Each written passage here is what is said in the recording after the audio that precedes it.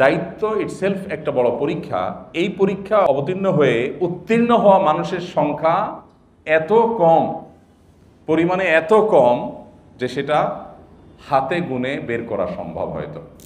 আল্লাহ তাআলা তোমাদেরকে সবাইকে, মুসলমানদেরকে আল্লাহ উদ্দেশ্য করে বলছেন, আল্লাহ তাআলা তোমাদেরকে নির্দেশ করছেন যে আমানত যথাস্থানে যেন তোমরা পৌঁছে দাও, আমানত যেন যথাস্থানে পৌঁছে দাও। এই মর্মে আল্লাহ তাআলা তোমাদেরকে নির্দেশ করছেন। ওয়াইদা হাকামতুম বাইনান নাস, আর মানুষের মাঝে যখন তোমরা ফয়সালা করবে তখন আনতাহকুমু বিল আদল, ইনসাফের সাথে, ন্যায় পরায়ণতার সাথে যেন করো। আল্লাহ রাব্বুল আলামিন আপনাদের সবাইকে, এখানে যারা আছেন আপনাদের সবাইকে জীবনের একটা গুরুত্বপূর্ণ পরীক্ষায় খুব সাফল্যের সাথে উত্তীর্ণ করে দেশ দেশের মানুষকে এবং উম্মাহকে খেদমতের এক সুযোগ তৈরি করে দিয়েছেন। এটা হাজার হাজার লাখো লাখো মানুষের স্বপ্ন। কত বছর ধরে কতজন চেষ্টা করেন, আমি ব্যক্তিগতভাবে চিনি এরকম অনেকে আছেন যে 6-7 বছর যাবৎ ওনার নিয়ত, এরপরে 2-4-5-6 বছর যাবৎ ওনার স্ট্রাগল, দিন শেষে আসলে হয়ে ওঠেনি। এখন তিনি হয়তো কোনো একটা প্রাইভেট সেক্টরে কোথাও কাজ করছেন। তো সেখানে আল্লাহ তাআলা আপনাদেরকে একটা পরীক্ষা উত্তীর্ণ করেছেন সন্দেহাতীতভাবে। এটা আল্লাহর তরফ থেকে আপনাদের জন্য নেয়ামত, সুযোগ এবং আরেকটা পরীক্ষা। একটা পরীক্ষা উত্তীর্ণ হওয়ার মাধ্যমে মূলত আরেকটা পরীক্ষার মধ্যে আপনারা প্রবেশ করে গিয়েছেন, তাই না? এখন যে পরীক্ষাটা প্রবেশ করেছেন এটাই হলো আসল পরীক্ষা। এর আগে যে পরীক্ষাটা ছিল সেই পরীক্ষাটা উত্তীর্ণ না হলে যে আপনি একেবারে জলে পড়ে যেতেন ব্যাপারটা তা না, বরং জীবনের চলতি পথে এমন কোনো পরিবেশ পরিস্থিতি আল্লাহ ভালো জানেন তৈরি হতে পারে যখন মনে হতে পারে যে না, যেই পথে আসার জন্য এত স্ট্রাগল করেছি আমি তো মনে হয় ভুল পথে আসছি। আল্লাহ যেন সেই আফসোস করতে না হয় আমাদেরকে সেই তৌফিক দান করুন। আমি অনেককে দেখেছি যে অনেক দূর আসার পর তিনি বলছেন, আমাকে বলছেন, ভাই বিরাট মিস্টেক হয়ে গেছে, গ্রেট মিস্টেক, মানে কি যে কোন ভূতে যে ধরলো, কেন যে পথে আসলাম। তো প্রথম পরীক্ষা উত্তীর্ণ হওয়ার পরে মানুষ যদি মনে করে যে আমি জান্নাতের চাবি হাতে পেয়ে গেছি, তো সেটা হয় তার জীবনের ভুলগুলোর অন্যতম। আল্লাহ তাআলা আপনাদেরকে প্রথম জীবনের গুরুত্বপূর্ণ পরীক্ষা যে উত্তীর্ণ করে আপনাদেরকে যে খেদমতের সুযোগ করে দিয়েছেন, এটা সৎ ব্যবহার যদি করার নিয়তটা করে ফেলতে পারেন এবং এই নিয়তের উপরে টিকে থাকার জন্য সেই রুটে যদি আপনি উঠে যান এবং সেই ট্র্যাক থেকে নিজেকে যাতে বিচ্যুত না হয় সেজন্য সচেষ্ট থাকেন, নিয়তটা যদি একটু বড় বড় করে করেন, আল্লাহ রাব্বুল আলামিন, আল্লাহ না করুন আপনি করতে না পারলেও আপনাকে যা স্বপ্ন ছিল করার সেটা করার সুযোগ না পেলেও আল্লাহ আপনাকে সওয়াব পুরোটাই দেবেন ইনশাআল্লাহ। নবী করিম সাল্লাল্লাহু আলাইহি সাল্লাম বলেছেন, আলা কুল্লুকুম রাঈন ওয়া কুল্লুকুম মাসউলুন আন রাইয়াতিহি, তোমাদের সবাই দায়িত্বশীল এবং সবাইকে যার যার দায়িত্ব সম্পর্কে কিয়ামতের ময়দানে জিজ্ঞাসিত করা হবে। প্রত্যেকটা মানুষকে। দুনিয়া হলো পরীক্ষার ঘরের মতো, পরীক্ষার হলের মতো। পরীক্ষার খাতায় কি লিখবেন না লিখবেন সম্পূর্ণ আপনার ব্যাপার। আপনাকে পরীক্ষক টিচাররা এসে বলবে না, এই ভুলভাল লিখছো কেন, এই তুমি বসে আছো কেন।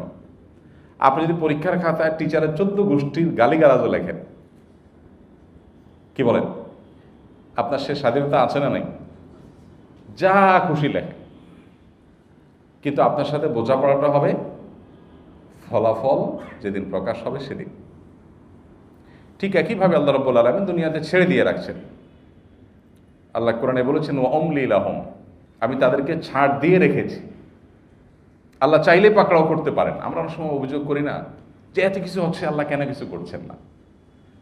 আল্লাহ কেন কিছু করছেন না? কারণ আল্লাহ এইটা করার জায়গা না, আল্লাহ এখানে কিছু ফ্রিডম দিয়ে ছেড়ে দিয়েছেন। কিছু কিছু ক্ষেত্রে আল্লাহ করেন মানুষের শিক্ষা দেওয়ার জন্য, বোঝার জন্য, বাট বেশিরভাগ ক্ষেত্রে আল্লাহ সুবহানাহু ওয়া তাআলা ছেড়ে দিয়ে রাখেন। তবে শেষ অংশে আল্লাহ বলেছেন ইন্না কাইদি মাতিন, তবে আমার পাকড়াও হয় বড় শক্ত, আমি যখন ধরি তখন আর ছুটার কোনো সুযোগ থাকে না।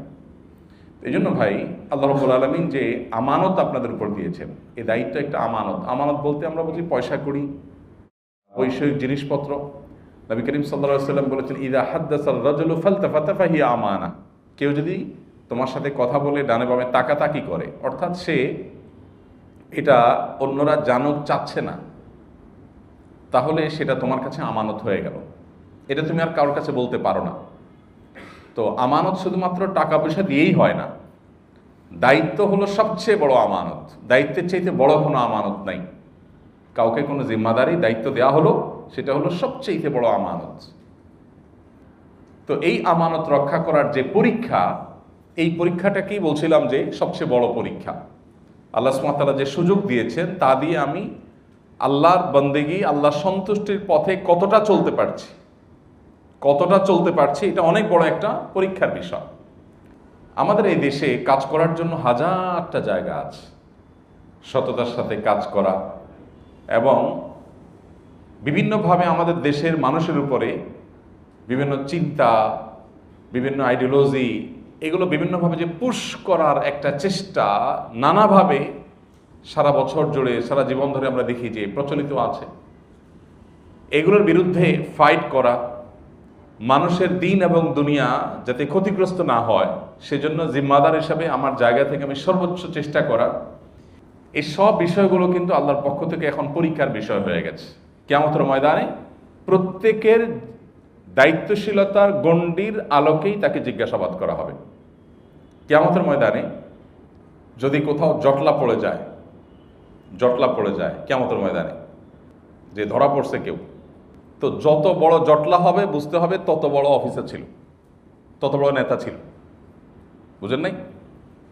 অফিসারের সাইজ যত বড় হবে, নেতার আকার যত বড় হবে, কিয়ামতের ময়দানে ধরা পড়ার পর জটলার আকারও তত বড় হবে। ধরেন ছিনতাইকারী ধরা পড়লে মানুষ জটলা বাঁধে না, তো যদি খুব বড় ধরনের কোনো কেস হয় তাহলে জটলার আকারটা একটু বড় হয় না?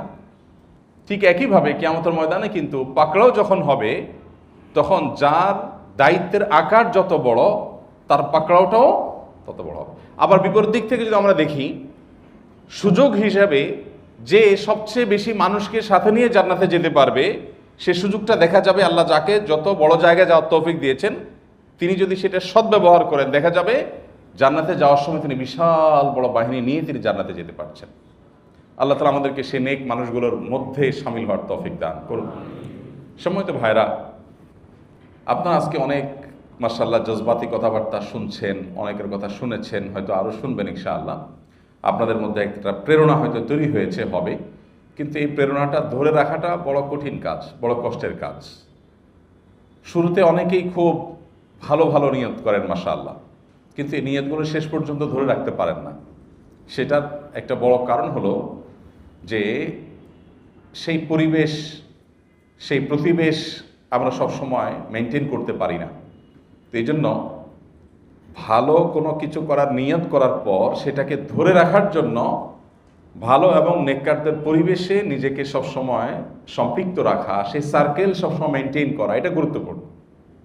অর্থাৎ যে মানুষগুলোর সাথে বসলে আল্লাহর কথা স্মরণ হয়, খোদ নবী করিম সাল্লাল্লাহু আলাইহি সাল্লামকে আল্লাহ বলেছেন আপনি তাদের সাথে বসুন যারা সকাল সন্ধ্যা আল্লাহর স্মরণ করে, আল্লাহর জিকিরে মাশগুল থাকে। নেককারদের সঙ্গ অবলম্বন করার জন্য বা তাদেরকে সঙ্গ দেওয়ার জন্য নবী করিম সাল্লাল্লাহু আলাইহি সাল্লামকে আল্লাহ তাআলা নির্দেশ করেছেন। সেখানে আমরা যারা সাধারণ মানুষ, আমরা যদি আমাদের দ্বীনি চেতনাকে, আমাদের শুদ্ধ এবং সুন্দর চিন্তাগুলোকে সারা জীবন আমাদের মধ্যে জাগ্রত রাখতে চাই, তাহলে পরিবেশের কোনো বিকল্প নেই। পরিবেশের জন্য বিভিন্ন রকমের পথ হতে পারে। আপনি মসজিদের পরিবেশে চলে আসলেন, এই যে এটা একটা পরিবেশ। আপনি দিনই কোনো পরিবেশে আসলেন, দিনদার যারা খুব সিরিয়াসলি দিন মেনটেন করে, যারা আল্লাহর কাছে জবাবদিহিতার বোধ সবসময় নিজের মধ্যে জাগরুক রাখে, সেই মানুষগুলোর সান্নিধ্য, সাহচর্য, তাদের সাথে উঠা বসা, তাদের সার্কেল মেনটেন করা, এর মধ্য দিয়ে হয়তো এই জীবনের যে বড় পরীক্ষার মুখোমুখি আমরা হয়েছি, সেই পরীক্ষায় আল্লাহ তাআলা আমাদেরকে উত্তীর্ণ হওয়ার তৌফিক দান করবেন। আমি আজ থেকে বেশ অনেক বছর আগের একটা ঘটনা মনে পড়ে। একজন সরকারি কর্মকর্তা, ক্যাডার অফিসার, আমার আব্বার বন্ধু ছিলেন। এখন উনি কোথায় আছেন আমি জানি না, অবশ্য অনেক বছর আগে উনি দাওয়াত তাবলীগের সাথে সম্পৃক্ত ছিলেন। আমার মনে পড়ে যে আমি কোনো একটা কাজে, মাদ্রাসার ছাত্র, মাদ্রাসায় পড়লেই গায়ে জুব্বা দাড়ি টুপি লাগিয়ে ফেললে যে দিন পরিপূর্ণভাবে সব ক্ষেত্রে বুঝে ফেলে তা না, ত্রুটি থাকে, তাই না? তো আমার একটা ত্রুটি ছিল। কি ত্রুটি? সেটা হলো, আমি কোনো একটা কাজে বোধহয় আগারগা পাসপোর্ট অফিসের কাছে ওনার অফিস ছিল, পাসপোর্ট অফিসে মনে হয় পাসপোর্টের এখানে কোনো কাজের জন্য গেছিলাম, অনেক আগের কথা। তো আমার কয়েকটা কাগজ প্রিন্ট করতে হবে। আমি আসলে কোথায় প্রিন্টিং করতে হবে এগুলো তো বুঝিও না তখন, মানে ওর আশপাশে কোথায় যাবো ওটা চিনি টিনি না। তো যেহেতু আমি জানি এখানে আঙ্কেল আছেন, চলে গেলাম আঙ্কেলের কাছে। যাওয়ার পর পেন ড্রাইভে করে দিলাম যে আমার এই ফাইলগুলো প্রিন্ট করতে হবে, আপনার অফিসে প্রিন্টার আছে, কাগজ আছে। তো উনি নিলেন, নেওয়ার পর অনেক দেরি হয়ে গেল। তো আমি বললাম, কী ব্যাপার, আপনার এখানে না প্রিন্টার আছে, আপনি কোথায়, আবার কাউকে পাঠাইছে মনে হয়, পরে প্রিন্ট করে আসছে। পরে বললো, বাবা এগুলো তো সরকারি, এটা তো তোমার, এটা প্রিন্ট করার জন্য তো সরকার আমাকে দেয় নাই, তুমি আমার সন্তানের মতো, আমার ভাতিজা, তো তোমাকে তো আমি এটা দিয়ে প্রিন্ট করে দিতে পারি না, তো আমার জব দিতে আছে আল্লাহর কাছে। তো আমি চিন্তা করলাম, আমি মাদ্রাসায় পড়েছি কিন্তু আমার মধ্যে সেই সেন্স তৈরি হয় নাই যেটা আল্লাহর বান্দার ভিতরে তৈরি হয়েছে। এখন এইভাবে চিন্তা করা মানুষ সমাজে কতটা আছে বলি। আবার মাদ্রাসার চৌহদ্দির ভিতরে কথা বলি, আপনারা অনেকেই ওই যে ফাজাইলে আমল বইয়ের সাথে পরিচিত আছেন না? এটার যে লেখক শাইখুল হাদিস জাকারিয়া রহমতুল্লাহি আলাইহি, উনি এবং ওনার ফ্যামিলির বেশ কিছু হিস্ট্রি, ওনার আবৃত্তি আত্মজীবনী নামে একটা বই আছে, আত্মজীবনী বাংলা অনুবাদ হয়েছে, শাইখুল হাদিস জাকারিয়া রহমতুল্লাহ আত্মজীবনী, বোধহয় 700-800 পৃষ্ঠার, বেশ মোটা।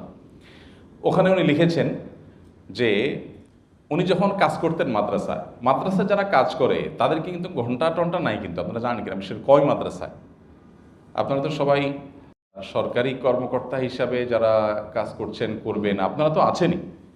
বেসরকারি অফিস আদালতে একটা টাইম আছে না, 8 ঘন্টা 10 ঘন্টা। কমি মাদ্রাসাগুলোতে যারা কাজ করে তারা কিন্তু জীবন অক্ষ করে দেয়। একইভাবে যে তবলিগ জামাতে, আরও বিভিন্ন সেক্টর, দাওয়াতি সেক্টরে দেখবেন যারা কাজ করে তাদের কোনো ঘন্টা টন্টা আছে? তবলিগ জামাতে কাকাল থেকে একটা টিম আসছে, তাদের 9টা to 5টা ডিউটি শেষ হয়ে গেছে, এখন তারা চলে গেছে, টাইম শেষ, এখন এরকম কোনো ইয়ে আছে? কাজ শেষ করার পর্যন্ত তারা কাজ করে, তাই না? মাদ্রাসাগুলোতে সেটাই অলমোস্ট, যেখানে পুরা জিন্দিগি দিয়ে দিতে হয়, কোনো টাইম বলতে কিছু নাই, সেখানে পর্যন্ত শাইখুল হাদিস জাকারিয়া রহমতুল্লাহ যখন কাজ করতেন, ওনার টেবিলে একাধিক কলম থাকতো। ব্যক্তিগত কোনো কিছু লিখতে হলে একটা কলম দিয়ে লিখতেন, ওটা ব্যক্তিগত ছিল, আর মাদ্রাসার কলম দিয়ে মাদ্রাসার যে অফিসিয়াল কাজকর্ম সেগুলো তিনি করতেন। তো আলহামদুলিল্লাহ, আমি যেটা বলছিলাম যে দায়িত্ব ইটসেলফ একটা বড় পরীক্ষা। এই পরীক্ষা অবতীর্ণ হয়ে উত্তীর্ণ হওয়া মানুষের সংখ্যা এত কম, পরিমাণে এত কম যে সেটা হাতে গুনে বের করা সম্ভব হয়তো। তো আল্লাহ তাআলা আপনাদেরকে যে সুযোগ দিয়েছেন, একই সঙ্গে যে পরীক্ষায় আল্লাহ তাআলা আপনাদেরকে ফেলেছেন, এই পরীক্ষায় উত্তীর্ণ হওয়ার জন্য সবচেয়ে বড় প্রেরণা হবে কোরআন এবং সুন্নাহ। সারা জীবন যদি এই দুটিকে ধারণ করে রাখতে পারেন, তাহলে ইনশাআল্লাহ এই পরীক্ষা আপনি উত্তীর্ণ হতে পারবেন, আপনি বিচ্যুত হবেন না।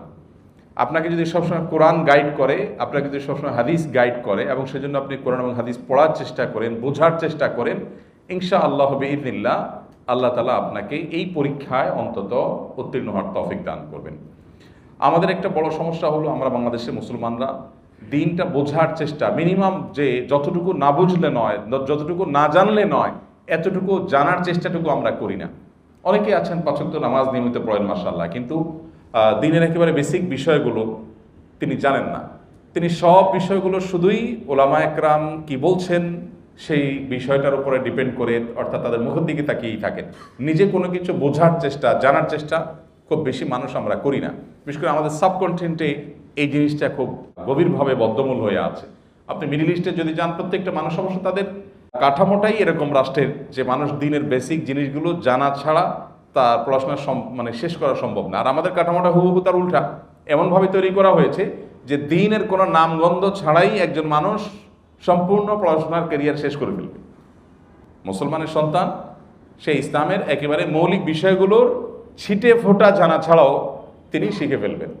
ফলে তিনি জাগতিক জ্ঞানে মাশাআল্লাহ অনেক জ্ঞানী হওয়ার পরও তার দ্বীনের বিষয়ে একেবারে শিশুর নলেজটাও তার নাই।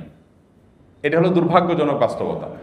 আমরা আল্লাহ রাব্বুল আলামিন যে পরীক্ষা আমাদেরকে মুখোমুখি করেছেন, সে পরীক্ষা আমরা উত্তীর্ণ হব, তাহলে সেক্ষেত্রে আমাদেরকে নিয়ত করতে হবে আমরা দ্বীনের বেসিক বিষয়গুলো শিখবো, জানবো, বুঝবো। আর জানার জন্য ওলামা ইকরামের তত্ত্বাবধানে অনেকগুলো বই পুস্তক পড়ার দরকার হতে পারে। এখানে যে মজলিস হয়েছে মাশাআল্লাহ, এর বাইরে আমরা আসুন্নাহ থেকে একটা মজলিস শুরু করে দিয়েছি এবং গত সপ্তাহে আলহামদুলিল্লাহ পরীক্ষামূলক প্রথম সপ্তাহব্যাপী একটা মজলিস হয়েছে, 5 দিন ব্যাপী। মজলিস বলতে ভুল হবে, ক্যাম্পিং আর কি, রাত দিন থাকা। এবং উদ্দেশ্য হলো দিনের বেসিক বিষয়গুলো শেখা, বুঝা এবং প্র্যাকটিস করা। এটা তো আলহামদুলিল্লাহ আমাদের ওখানে যারা ড্রাইভিং ট্রেনিংয়ের জন্য আসেন স্কিলে, আমাদের স্কিল ডেভেলপমেন্ট ইনস্টিটিউটে, তো এরকম 60 জন মানুষকে নিয়ে আমরা শুরু করেছি আলহামদুলিল্লাহ। উদ্দেশ্য হলো তাদেরকে দিনের বেসিক বিষয়গুলো শেখানো, বোঝানো এবং প্র্যাকটিস করানো, এই 3টা জিনিস। আলহামদুলিল্লাহ আমার কাছে অন্তত মনে হয়েছে, গতকাল সকালে ওনাদের বিদায় ছিল, সেখানে আমার কাছে মনে হয়েছে যথেষ্ট উপকৃত তারা হয়েছে। তো এখানে যে মজলিস হয়েছে এর বাইরেও আমরা যদি চাই যে আমার দিনটাকে আমি ভালো করে বুঝবো, ভালো করে রপ্ত করব, তাহলে সেক্ষেত্রে বিভিন্ন রকমের মেহনত, বিভিন্ন রকমের আপনার দাওয়াতি প্ল্যাটফর্ম আছে, আমরা কোনোটার সাথে ইনভলভ হয়ে আমাদের নিজেদেরকে শানিত করতে হবে। তাহলে ইনশাআল্লাহ শুরুতে যে সুনিয়ত আমাদের আছে, শুরুতে যে সুন্দর সুন্দর পরিকল্পনা আমাদের আছে, এগুলো শেষ পর্যন্ত টিকায় রাখা সম্ভব হবে ইনশাআল্লাহ তাআলা। আর বিবাহিত কারা কারা আছেন একটু হাত তুলবেন মেহরবানি করে। ও সবই তো বিবাহিত অলমোস্ট, মাশাআল্লাহ। ও তাহলে তো আপনাদের অলমোস্ট হাত থেকে বল ছুটে গেছে, মানে এখন তো আর, মানে আমি যেটা বলতে চাইছি ওই সুযোগ খুব বেশি এখন আর নাই। যারা করেন না তারা একটু হাত তোলেন মেহরবানি করে। ও এটাও তো সংখ্যা কম না, মাশাআল্লাহ মাশাআল্লাহ। ঠিক আছে, অলমোস্ট 50-50 মনে হচ্ছে, মাশাআল্লাহ মাশাআল্লাহ। মানুষ সৎ পথে, ওই যে আল্লাহ যে আমানত দিয়েছেন, সেই আমানত রক্ষার পথে টিকে থাকার জন্য পারিবারিক সহযোগিতাটা অনেক বড় একটা ব্যাপার, অনেক বড় একটা ব্যাপার। আমাকে ব্যক্তিগতভাবে আমি আমার কথা বলতে পারি যে আমার আল্লাহ রাব্বুল আলামিন যতটুকু কাজের তৌফিক দিয়েছেন, আমি মনে করি যে আমার পরিবার থেকে, আমার স্ত্রী, আমার বাসা থেকে যে সহযোগিতাটা হয়েছে, এটা বিশাল বড়। এই সহযোগিতা যদি না থাকতো তাহলে বোধহয় এর সিকিভাগ কাজও যতটুকু হয়েছে, অনেক কিছু তো করতে পারি নাই, যতটুকু পারছি এর সিকিভাগ কাজ করা সম্ভব হতো না যদি পরিবার থেকে পরিপূর্ণভাবে সাপোর্ট বা সহযোগিতা না থাকতো। তো এই জিনিসটা অনেক গুরুত্বপূর্ণ। যাদের এখনো বল হাতে আছে তারা তাহলে নিয়ত করতে হবে ইনশাআল্লাহ যে নবী করিম সাল্লাল্লাহু আলাইহি সাল্লাম বলেছেন, তুনকাহুল মারআতু লিআরবাঈন, 4টি জিনিস দেখে মানুষ বিয়ে করে। লিমালিহা, মেয়ের পরিবারের অর্থনৈতিক অবস্থান এটা বিবেচনা করে, ওয়ালি জামালিহা, রূপ সৌন্দর্য এগুলো দেখে, এবং ওয়ালি হাসাবিহা, সামাজিক মর্যাদা, ভাবসাব, স্ট্যাটাস এগুলো দেখে, ওয়ালি দীনিহা, আর কিছু মানুষ দিনদারিতা দেখে বিয়ে করে। তো নবীজি বলেছেন ফাজফার বিজাতি দ্বীন, যারা অবিবাহিত আছেন নবীজি নির্দেশ করেছেন, নসিহা করেছেন যে তুমি দিনদার মানুষ, দিনদার জীবনসঙ্গী তাকে বিয়ে করে তুমি জয়ী হওয়ার চেষ্টা করবে। তুমি সফল হতে চাইলে দিনদার মেয়ে দেখে, এবং মেয়েদের জন্য একই কথা, দিনদার ছেলে দেখে তারা বিয়ে করবে। কারণ আমার জীবনে আমার অনেক সদিচ্ছা আছে, এই সদিচ্ছাগুলো বাস্তবায়নের ক্ষেত্রে পরিবারের সহযোগিতাটা অনেক গুরুত্বপূর্ণ। পরিবার যদি খুব ভালোভাবে সহায়তা না করে সেটা অনেক কঠিন হয়। তো আমরা ইনশাআল্লাহ বিদিনিল্লাহ অন্তত নিয়ত করি আল্লাহ তাআলা আমাদেরকে যে খেদমতের তৌফিক দিয়েছেন সেই খেদমত এমনভাবে আঞ্জাম দিব যে আল্লাহ রাব্বুল আলামিন এটাকে সুযোগ হিসাবে দিয়েছেন, নিয়ামত হিসাবে দিয়েছেন, যাতে আমি জান্নাতে যাওয়ার সময় আমার পেছনে অনেক মানুষ থাকে ইনশাআল্লাহ। নিয়ত করা যাবে না ইনশাআল্লাহ যে আমি যখন জান্নাতে যাব আমার সাথে অনেক মানুষকে সাথে নিয়ে আমি জান্নাতে যাব ইনশাআল্লাহ বিদিনিল্লাহ। এমন কোনো ভুল পথে পা বাড়াবো না যে আল্লাহ রাব্বুল আলামিনের কাছে জবাবদিহিতার জায়গাটা আমার কাছে বড় কঠিন হয়ে যায়। এটার জন্য আমরা পাক্কা নিয়ত করব। আর নিয়ত অনুযায়ী চলার জন্য বলেছিলাম, 1 নম্বর হলো দিনটা বোঝার জন্য হয় ওলামা ইকরামের তত্ত্বাবধানে কিছু পড়াশোনা করতে হবে, আরও ভালো হয় ওলামা ইকরামের সোহবতে, সান্নিধ্যে থেকে, সাহচর্য থেকে দিনের বেসিক বিষয়গুলো শিখতে হবে, বুঝতে হবে। এবং সেই সাথে সারা জীবনের জন্য দিনই একটা সার্কেল মেনটেন করে চলতে হবে, যেই সার্কেল মেনটেনের ফলে আমার ওই চেতনা, আমার ওই জজবা, ওইটাকে ধরে রাখাটা সম্ভবপর হবে। আর তৃতীয়ত বলেছিলাম পারিবারিক সহযোগিতাটা, যারা বিয়ে করেছেন যাদের বল হাত থেকে ছুটে গেছে, তাদের এখন করণীয় কি? তাদের করণীয় হলো পরিবারকে পরিপূর্ণভাবে দিনদার বানানো, পরিবারকে এমনভাবে গড়ে তোলা যে পরিবার, তাদের টার্গেট হবে জান্নাত, নিজের টার্গেটও হবে জান্নাত, পরিবারের টার্গেটও হবে জান্নাত। পার্থিব বৈষয়িক বিষয়গুলো তাকে কোনোভাবে বিচ্ছেদ করবে না, ভুল পথে নিবে না, সঠিক পথের উপর রাখবে। আল্লাহ তাআলা আমাদেরকে সেই তৌফিক দান করুন। ভাইরা আমার, আল্লাহ রাব্বুল আলামিন আপনাদেরকে যেই যে জায়গায় কাজের তৌফিক বা সুযোগ দিচ্ছেন বা সামনে বাকি জীবনে ইনশাআল্লাহ দিবেন, এই জায়গাগুলোতে থেকে আল্লাহর দ্বীনকে সার্ভ করার অনেক বড় দায়িত্ব আপনাদের আছে। আমাদের দেশে কাঠামোগতভাবে ইসলামকে দমায়া রাখার, চাপায়া রাখার, মানুষকে ইসলাম থেকে বিচ্ছিন্ন করবার হাজারটা আয়োজন আছে, এটা আপনারা আমার চাইতে ভালো জানার কথা। অত্যন্ত পরিকল্পিতভাবে ইসলাম থেকে মানুষকে দূরে সরাবার, অথবা মুসলিম সংখ্যাগরিষ্ঠ দেশে দ্বীন মুসলিমরা চর্চা করবে, তাদের সে অধিকারটুকু পরিপূর্ণভাবে তারা ভোগ করার সুযোগ যেন না পায়। হাজারো পথে হাজারো বাধা বিভিন্ন জায়গায় আছে। তো এই জায়গাগুলোতে আল্লাহ রাব্বুল আলামিনের কাছে জবাবদিহিতা বিশাল জায়গা তৈরি হয় যে আমি আমার যতটুকু সুযোগ আসলো সেই সুযোগটা ব্যবহার করে আমি কি করলাম দ্বীনের জন্য, উম্মার জন্য, মানুষের দ্বীনি চেতনা তৈরি করবার জন্য আমি কি করলাম। আমি যেটাকে অন্যভাবে দেখি, যদি আপনি এই দেশের মানুষকে আসলে ভালো করতে চান, এদেশে মানুষের কল্যাণ পৌঁছাতে চান, তাহলে শুধু এদেশের না, গোটা দুনিয়ার যে কোনো মানুষের জন্য প্রযোজ্য, তাকে দ্বীন দেওয়াটা হবে সবচেয়ে বড় উপকারী কাজ। নবী করিম সাল্লাল্লাহু আলাইহি ওয়াসাল্লাম বলেছেন, আহাব্বুন নাসি ইলাল্লাহি আনফাহুম লিন-নাস, মানুষের মধ্যে আল্লাহর কাছে সবচেয়ে প্রিয় মানুষ হলো সেই মানুষ যে মানুষ মানুষের সবচেয়ে বেশি উপকারে আসে। আর একজন মানুষকে দিনদার করে দেওয়া, আল্লাহর সাথে পরিচয় করিয়ে দেওয়া, জান্নাতমুখী করে দেওয়া, এর চাইতে বড় উপকারিতা আর কিছু হতে পারে না। তো আপনাদের সেই জবাবদিহিতার জায়গাটা আল্লাহর কাছে যেন পরিষ্কার থাকে, আপনারা নিশ্চয়ই সেদিকটা খেয়াল রাখবেন। আর যে নিয়তগুলো এখানে করছেন, মাশাআল্লাহ, অনেক ভালো ভালো আলোচনার পর সে নিয়তগুলোর উপর নিজেকে অটল রাখবার জন্য যে কাজগুলো বললাম, এই কাজগুলো নিয়মিত করে যাওয়া, এবং এইরকম মজলিস নিয়মিত হওয়া দরকার। সেটা মাসে 2 মাসে রিচার্জ হওয়া দরকার, এবং শুধু একা না, পরিবার সহ হওয়া দরকার। সেক্ষেত্রে প্যারালালি আগানো যায়। আর না হলে দেখা যায় যে একজন একদিকে টানে পরিবার, আরেকজনে আরেক দিকে টানে, তখন দেখা যায় যে গন্তব্যে পৌঁছাটা কঠিন হয়ে যায়। তো পরবর্তী আমরা অবশ্য আসন্না থেকে প্ল্যান করছি ইনশাআল্লাহ ফ্যামিলি সহ প্রোগ্রাম কিভাবে করা যায়, মাস্টারাত সহ। হয়তো খুব বড় পরিসরে করা কঠিন হবে, আস্তে আস্তে আমরা সেদিকে যাওয়ার চেষ্টা করছি। আলহামদুলিল্লাহ, আরও অনেক দাওয়াতি আয়োজন আছে, অনেক দাওয়াতের মেহনত বাংলাদেশে প্রচলিত আছে। আলহামদুলিল্লাহ, আমরা ইনশাআল্লাহ সেগুলোর সাথে যদি জুড়ে যাই, আল্লাহর উপর ভরসা করে বলতে পারি আমরা সেফ হয়ে যাবো ইনশাআল্লাহ, অনেকখানি নিরাপদ হয়ে যাবো ইনশাআল্লাহ। আর যদি আমি একা একা মনে করি যে আমি আমার সঠিক জায়গায় টিকে থাকতে পারবো, সেটা আসলে সম্ভবপর হয় না। ইয়াদুল্লাহি আল জামাআহ, আল্লাহ রাব্বুল আলামিনের সহযোগিতা থাকে হলো জামায়াতের সাথে, অর্থাৎ মানুষ যখন সম্মিলিতভাবে থাকে, সবাই যখন ঐক্যবদ্ধ প্রচেষ্টা করে, তখন আল্লাহ তাআলার সহযোগিতা সেখানেই থাকে। একাকী আসলে মানুষ চলতে পারে না, এবং আল্লাহ তাআলার সাহায্য সহায়তা থাকে না। আল্লাহ রাব্বুল আলামিন আপনাদেরকে যে পরীক্ষা উত্তীর্ণ করেছেন, এখন আসল পরীক্ষা শুরু হয়ে গেছে। সেই পরীক্ষা উত্তীর্ণ হওয়ার চ্যালেঞ্জ নিতে হবে ইনশাআল্লাহ। কখনো জীবনে এমন কোনো কাজ করা যাবে না যেটাতে আল্লাহ তাআলা অসন্তুষ্ট হন। আল্লাহর অসন্তুষ্টিটা হলো মূল। আমাদের দেশের সততার যে ডেফিনেশন দেওয়া হয়, বা আমরা সাধারণত সততার যে ডেফিনেশন শুনে থাকি, বলে থাকি, এর ঊর্ধ্বে উঠে একজন ইমানদারের কাছে সততার ডেফিনেশন হলো আল্লাহ রাব্বুল আলামিন যে কাজ করলে সন্তুষ্ট হবেন সেটাই হলো সততা, আর যে কাজে আল্লাহ তাআলা অসন্তুষ্ট হবেন সেটাই হলো অসততা।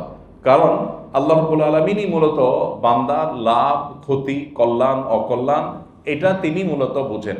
তিনি সৃষ্টিকর্তা, তিনি জানেন আমাদের জন্য কোন পথে কল্যাণ, কোন পথে অকল্যাণ। আমি যেটাকে ভালো মনে করছি সেটার গন্তব্য, সেটার শেষ মাথায় খারাপ কিছু অপেক্ষা করতে পারে। এই জন্য জিন্দেগিটা আল্লাহ তাআলার জন্য ওয়াকফ করে দেওয়া। আল্লাহ বলেছেন যে কুল ইন্না সলাতি ওয়া নুসুকি ওয়া মাহইয়ায়া ওয়া মামাতি লিল্লাহি রাব্বিল আলামিন। ইব্রাহিম আলাইহিস সালামকে বলেছিলেন যে আপনি বলে দিন যে আমার সালাত, আমার হজ, কুরবানি, আমার জীবন, আমার মরণ সবকিছু আল্লাহর উদ্দেশ্যে নিবেদিত। তো সেইভাবে যদি আমরা নিজেদের জীবনকে গড়ে তুলতে পারি, তাহলে ইনশাআল্লাহ আল্লাহ রাব্বুল আলামিন যে সুযোগ আমাকে দিয়েছেন, নেয়ামত আমাকে দিয়েছেন, এই নিয়ামতটা আমার জান্নাতে যাওয়ার কারণ হবে ইনশাআল্লাহ, বহু মানুষকে জান্নাতে নিয়ে যাওয়ার কারণ হবে ইনশাআল্লাহ। নবী করিম সাল্লাল্লাহু আলাইহি সাল্লাম তিনি যখন মদিনা রাষ্ট্রের দায়িত্ব পেয়েছেন, মদিনার মানুষের সেবা করার সুযোগ পেয়েছেন, সাহাবীদের মধ্যে যখন অনেকে এই দায়িত্ব পেয়েছেন, তারা এমনভাবে দায়িত্ব পালন করেছেন যে পৃথিবীর ইতিহাসে সততা বলুন, আক্ষরিক অর্থে যে সততা সেটা বলুন, সার্বিক বিচারে তাদের যে কার্যক্রমের গ্রহণযোগ্যতা বলুন, সেটা পৃথিবীর ইতিহাসে আজও রোল মডেল হয়ে আছে। ওমর রাদিয়াল্লাহু আনহুর শাসন আমল বলুন, সাহাবা ইকরামের মধ্যে মুআয ইবনে জাবাল রাদিয়াল্লাহু তাআলার কথা বলতে পারি, আরও সাহাবার মধ্যে আবু মুসা আশআরী রাদিয়াল্লাহু তাআলার কথা বলতে পারি। ওনাদেরকে নবী করিম সাল্লাল্লাহু আলাইহি ওয়াসাল্লাম দায়িত্ব দিয়ে, বিশেষ করে এই দুইজনকে, আবু মুসা আশআরী এবং মুআয ইবনে জাবাল রাদিয়াল্লাহু তাআলা আনহুমা, এই দুইজনকে নবী সাল্লাল্লাহু আলাইহি ওয়াসাল্লাম দায়িত্ব দিলেন, তোমরা ইয়েমেনে যাও। ইয়েমেনকে দুই ভাগ করে দুইজনকে দুই এলাকার গভর্নর করে পাঠালেন, এবং পাঠানোর সময় নবীজি বললেন, ইয়াসসিরা ওয়ালা তুআসসিরা, বাশশিরা ওয়ালা তুনাফফিরা। তোমাদের দুইজনকে আমি উপদেশ দিচ্ছি, নবীজি বলেছেন যে তোমাদের দুইজনকে আমি উপদেশ দিচ্ছি, তোমরা সেখানে যাবে, মদিনা থেকে তোমরা যে জজবা নিয়ে যাচ্ছ সে এলাকায় যাবে, মানুষ নতুন ইসলামে এসেছে এবং সম্পূর্ণ নতুন এলাকা, সেখানে মানুষকে সবসময় সহজ করে দেওয়ার চেষ্টা করবে, মানুষের উপরে কঠোরতা আরোপ করবে না, এবং সবসময় মানুষকে পজিটিভ কথা বলবে, সুসংবাদ দিবে, মানুষকে খুব বেশি ভীত সন্ত্রস্ত করে ফেলবে না। মানে ইসলামটার উপরে বা মুহাম্মদ সাল্লাল্লাহু আলাইহি ওয়াসাল্লামের প্রতিনিধি হিসাবে তুমি একেবারে এমন পরিবেশ তৈরি করলা যে মানুষ আতঙ্কগ্রস্ত হয়ে গেল, এটা যেন না হয়। নবী করিম সাল্লাল্লাহু আলাইহি ওয়াসাল্লাম তাদেরকে আরো অনেকগুলো উপদেশ দিয়েছেন, অবশ্য বলেছেন তুমি সেখানে যাচ্ছ এবং যারা অমুসলিম তাদেরকে তুমি দাওয়াত দিবে প্রথমে ইসলামের, যদি তারা ইসলাম গ্রহণ করে তারপর তাদেরকে ৫ ওয়াক্ত সালাতের আল্লাহর নির্দেশের কথা পৌঁছে দিবে, এরপর তাদেরকে যাকাতের নির্দেশনা দিয়ে দিবে। নবী করিম সাল্লাল্লাহু আলাইহি ওয়াসাল্লাম সুনির্দিষ্ট কিছু নসিহা করে তাদেরকে বিদায় দিয়েছেন। আজও এই সমস্ত অঞ্চলগুলো যেগুলোতে নবী সাল্লাল্লাহু আলাইহি ওয়াসাল্লামের সেই সাহাবীরা গিয়েছেন এবং তারা নবী আলাইহিস সালামের শাসন আমলে তার দায়িত্বপ্রাপ্ত হিসাবে সেখানে দায়িত্ব পালন করেছেন। আপনি চিন্তা করুন যে ১৫০০ বছর প্রায় চলে গেল, প্রায় ১৫০০ বছর চলে যাচ্ছে, এত দিন পরেও এখনো পর্যন্ত তারা অমর হয়ে আছে, তাদের কীর্তি অমর হয়ে আছে, তাদের মধ্যে যে ইমানি চেতনা তাদেরকে এরকম অমর করেছে, সেই ইমান আমাদের মধ্যেও আছে। দুর্ভাগ্য যে আমরা সেই ইমানকে সেভাবে নার্চার করতে পারি নাই, ইমানকে সেভাবে শক্তিশালী করতে পারি নাই, আমলকে সেভাবে শক্তিশালী করতে পারি নাই। এই জন্য ভাই, আল্লাহর কাছে সবচেয়ে বড় বিষয় হলো জবাবদিহিতার বোধ। আল্লাহর কাছে জবাবদিহিতার বোধটা আমাদের মধ্যে জাগ্রত থাকা। আল্লাহ তাআলা আমাদেরকে সেটাকে আজীবন জাগিয়ে রাখার তৌফিক দান করুন।